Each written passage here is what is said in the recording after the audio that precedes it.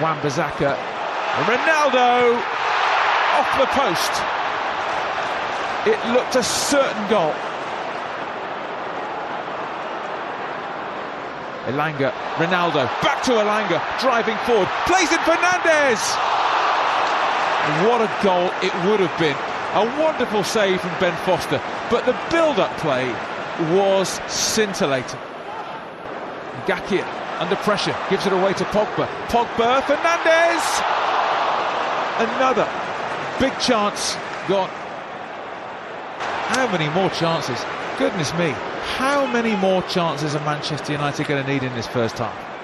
A huge blow for Manchester United's top four hopes. They haven't been able to find a way past relegation-threatened Watford.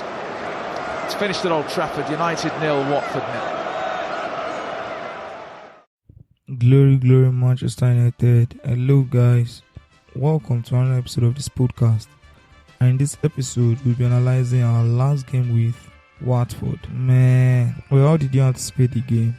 For me, against Watford, I was kind of expecting 1 to 3 goals. But we didn't get a goal. We didn't even get a single goal. It was very, very disappointing for me because I was very, very, very furious. Like, why and how again is this possible? I was thinking that was an easy 3 points for us. Get to 50 points. And be on the same point with Chelsea until they complete the outstanding games. At least we could be confident at least that almost with the same point with the team on the 3rd position. But now see where we are in our 4th position still, with us dropping 2 points. But let's go straight to the analysis of the game. We had 7% ball possession and they had 33% ball possession. We had 22 total shots, they had 10. We had 4 big chances, they had none. We had 4 big chances missed and they had none. You could imagine. You see, we are not clinical with our balls. I don't know what is wrong with our balls. Why is our balls always like this? Why are we not finishing cleanly? God. We had 574 accurate passes and they had 236. You can imagine the gap. We doubled their passes. We had 2 fouls committed and they had 7. We both had 2 offsides. We had 4 corners and they had 3. Man, a very disappointing game for us. A very, very disappointing, honestly. These are the kind of things that get a fan very furious. Like, we should get higher in the league. Like, this should be our stepping stone. We are now dragging shit with them. To the shots, we had 22 total shots. They had 10. We had 12 shots off target. Imagine a high chunk of shots off target. No precision with our ball still. No improvements with our precision. Well, they had 5 shots off target. We had 3 shots on target and they had 2. We had 7 block shots and they had 3. One of our shots hit the woodwork and they had none. We had 14 shots inside the box and they had 4. We had 8 shots outside the box and they had 6. Honestly, regardless how we have the high numbers of shots, as long as our shot on target is triple below our shot of target, shows the shots are all bullshit. Let's not say about the shots except for the fact that we don't have any precision. To the passes, we had 676 total passes. They had 335 total passes. We had 574 accurate passes and they had 236 accurate passes. We had 210 passes in our own half and they had 133. We had 364 passes in the opposition half and they had 103 in our half. We had 36 accurate long balls and they had 28. We had 14 accurate crosses and they had 3. We had 29 throws and they had 13. We dominated the passes like we dominated the whole game. Yet no result because our position is poor. To the defense, we had 12 tackles won and they had 12. We had 6 interceptions and they had 22. We had 3 blocks and they had 5. We had 4 clearances and they had 28. We had 2 keeper saves and they had 3. To the duels won, we had 58 duels won, they had 47. We both had 37 ground duels won. We had 21 aerial duels won and they had 10. We had 10 successful dribbles and they had 13. There was no yellow card and no red card. Such a smooth game with no result, no precision, no finishing, nothing. And this is disappointing as fuck. To the players' rating, we had Aaron Wan-Bissaka as the player of the match. He was out to the energy throughout that day. I was glad to see him with that kind of energy ball, except for the fact that our forwards, our attacks cannot get us the goals for us to get ahead. In the top 10 player ratings of the game, we had Wan-Bissaka, Bruno Fernandes, Pogba, Lindelof, Varane, we had like 5 players in the top 10 player rating. To the big chances created, we had Pogba with the highest, he had 2, followed by Fernandes and Anthony Elanga who had 1. To the total shots, we had Bruno Fernandes with the highest, he had 8 total shots, followed by Ronaldo who had 4, then Anthony Elanga who had 3.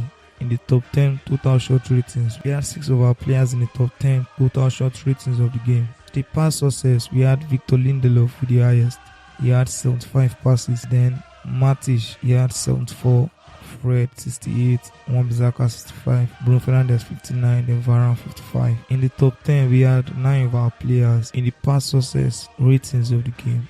To the successful dribbles, we had Emmanuel Dennis with the highest from Watford, and in the top 10, we had just 4 as Bruno Fernandes with 2 dribbles, Matic, Pogba, Ronaldo with 2 dribbles, and Sancho with a single dribble. And to the tackles won, we had Wan-Bissaka with the highest, he had 3 tackles won. Then we had Elanga with 2, we had Fred with 1, Bruno Fernandes also with 1. In the top 10 tackles won rating, we had only 4 of our players. Others die about the statistics of the game. It's a poor game for us. We need to get better if we want to win.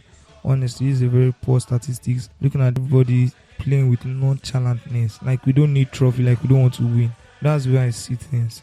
Especially the reactions from the players. Not like you are giving me that Elanga vibes. Assuming you are giving that Elanga vibes and yeah, we're convinced. Okay, at least we're trying our best. Most of our players are not fired up, and I don't expect us to get a result then. And let's go to the blog post to see what the bloggers have to say about our team. This post says Manchester United winger is determined to learn from experienced teammates. Hopefully he learns. Diving in, it says Manchester United winger Jadon Sancho believes he is in an enviable position at the club. In a recent interview with the club, Sancho spoke about how he's constantly learning from his experienced teammates. I'm here with a lot of great players and I'm learning from the best. We've got Cristiano Ronaldo, Paul Pogba, Rafa Varane. All these guys have won major trophies and just being in the changing room with them gives you a blessed feeling. I'm definitely learning from them on and off the pitch, especially in terms of their recovery and how they make themselves better.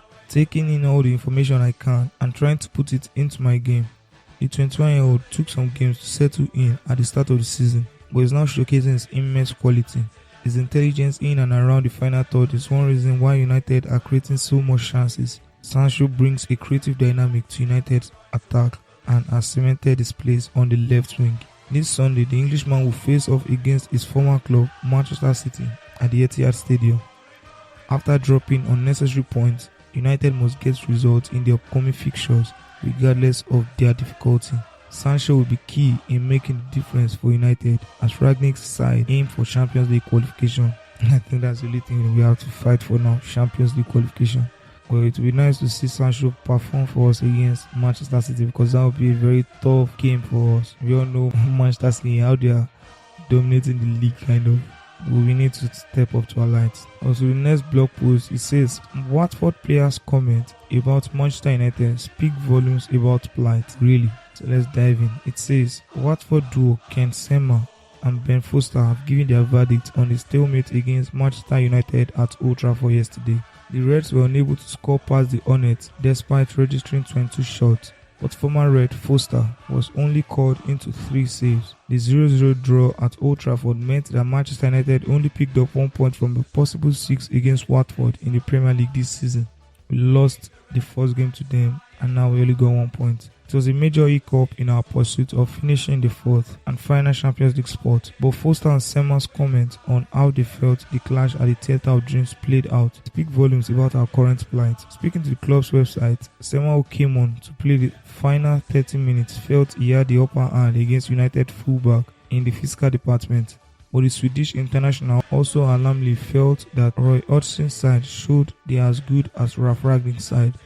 Sema said, to come here to this stadium and play, it was a big opportunity for me to show myself and I think I did alright. I had the legs on the fullbacks and wanted to close them down, and if I had the opportunity I went forward because it's my game. We came here and showed we can fight and we are as good as them. As reported by Opta, Foster set a record as the oldest goalkeeper to keep a clean sheet in the Premier League against United at Old Trafford. At 38 years and 239 days old. Describing his return to Old Trafford, Foster said, I didn't have a lot to do, to be fair. I had 1 save in the first half, a few beats and bobs here and there, but I've got to say fair play to the lads in front of me. They were absolutely fantastic. Judging by Foster's comment, the England international seemingly had a breeze of a day at the office. Like Owen Hargreaves said, on a different day, Manchester United could have won that game 4 or 5-0, but we didn't. And Seaman Foster's comment indicate that they didn't feel overwhelmed playing against a lackluster Manchester United side. Honestly, we are poor and our opponent knows we are poor. Very, very bad. It's a very crazy response and reactions from our opponent, saying they don't even give a damn playing against us, like we're nothing obviously to them. Now to the next blog post, this says Roy Hodgson says he was not worried by Manchester United attacks against Watford. Really? Even without Ronaldo. It says Watford boss Roy Hodgson had a frustratingly good recent record against Manchester United at Old Trafford, having won his last 2 matches in the away dugout with Crystal Palace. His Watford side held United to a draw on Saturday. United just could not find a way through Watford's resolute backline, despite the Hornets conceding 4 against Palace only days earlier. During the one-sided encounter, United held 68% possession and managed 22 shots. However, only 3 of these attempts were on target. Amid United continued attempts to break Watford down, Hornets boss Roy Hodgson says he was not overly concerned. Speaking to Watford's official website, Hodgson said, "We held our own exceptionally well. I wasn't thinking they were going to score every time they had the ball.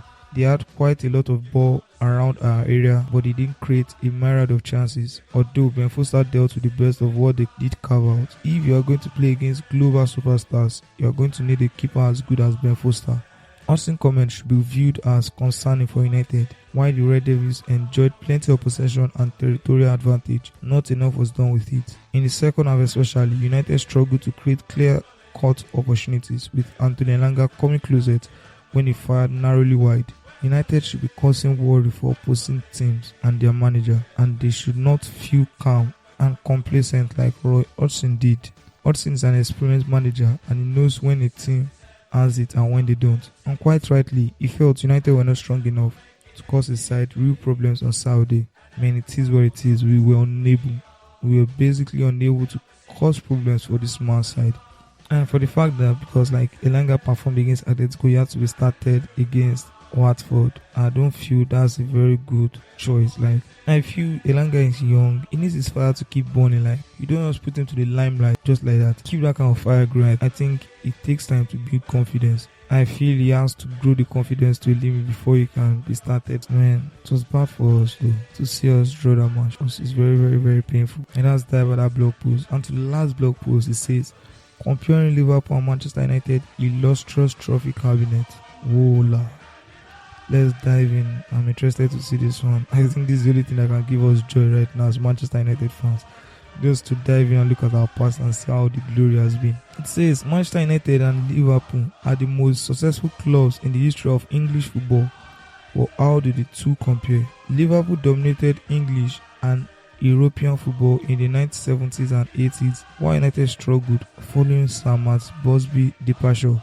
But Sir Alex Ferguson arrived at Old Trafford in 1986 and recovered from a difficult start to guide United through the most successful period in their history. They won a staggering 38 trophies during Ferguson's 26 and a half years in charge, and that's more than half of their overall total. Since Ferguson's retirement in 2013, the pendulum has swung again, and Liverpool have become one of the best teams in the world under Jurgen Klopp.